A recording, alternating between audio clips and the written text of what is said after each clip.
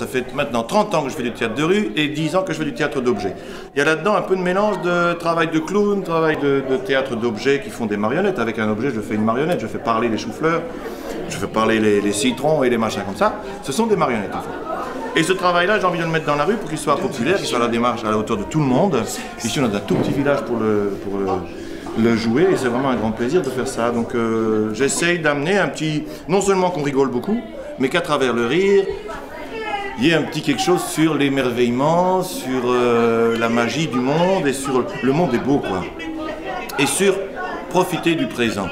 Le personnage Monsieur Gauche là qui est avec ses lunettes et son grand carré rose, c'est bien un bonhomme qui est tout le temps dans le présent. Il connaît l'histoire de Icare, mais c'est pas son truc. Ce qu'il faut surtout, c'est profiter du présent, réaliser ses rêves et être là. Et donc c'est un peu ça que j'essaye de faire, d'essayer de dire avec les moyens qui sont les miens, c'est-à-dire le rire et la marionnette objet et le travail de clown. Voilà. C'est vous qui avez créé le spectacle? Oui, avec l'aide d'un metteur en scène qu'on peut citer, c'est Francis Begas, qui a travaillé avec moi sur les 3 polichineurs. Celui-ci est le 3e volume d'une trilogie. Et le polichineur de tiroir était aussi créé avec Francis Begas, professeur de philosophie. Le polichineur d'écritoire, qui est professeur de littérature, a été créé aussi avec Francis. Et voici maintenant le polichineur de laboratoire, 3e et dernier volume, qui est prof de sciences. Comme ça, on touche à la science, aux arts et à la philosophie. Les 3 clés de l'esprit humain. Ce spectacle, si vous le présentez ailleurs, vous faites une tournée. Il tourne dans le monde entier. En fait, dans toute la Belgique quasiment, oui, vraiment, beaucoup de la Belgique francophone en tout cas. Et puis dans toute la France, il y a beaucoup de choses qui se passent en France aussi qui permettent de faire des spectacles-là.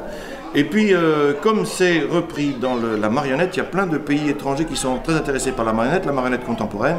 Ce qui fait que je vais le jouer en Australie au mois de novembre prochain. Et puis après, il y a des projets vers le Brésil, vers la Bolivie, vers l'Argentine, et puis vers les États-Unis. Et voilà, en gros, il y a l'Angleterre, je crois, et l'Italie qui est intéressée aussi. Donc ça va tourner dans le monde entier. Voilà. Comme je parle quelques langues et que la traduction n'est pas très compliquée à faire. Il n'y a personne qui fait des textes très longs, hein, aucun des personnages. Tout le monde comprend le suédois. Et tout le monde comprend le suédois. Le professeur Médoc, c'est l'amour, c'est tout ce qu'il sait lire. Donc il n'y a pas grand-chose comme texte non plus. On essaye, ça fait partie du travail d'écriture avec Francis qui fait la mise en scène. On essaie de résumer. Le théâtre, pour nous, n'est pas le texte. On essaye d'être plutôt dans le jeu, dans le rire, que dans le texte. On n'a pas envie de faire des pages et des pages de blabla, quoi. En tous les cas, les enfants ont compris le message. Il ne faut pas changer la nourriture. Ah, ça c'est bien. Ça c'est déjà un bon plan. Tu as vu les 3 spectacles? Il y avait 3 spectacles. Tu as vu les 3? Oui. Et celui que tu préfères? C'est le dernier. Le dernier, c'est le plus beau? Oui. Tu veux nous ajouter un petit mot? Je trouvais que c'était chouette. Comme Jade a dit, ça apprenait beaucoup de choses. Qu'est-ce que tu as appris par exemple? Comme elle, que faut pas jouer avec la nourriture. On ne peut pas jouer avec la nourriture.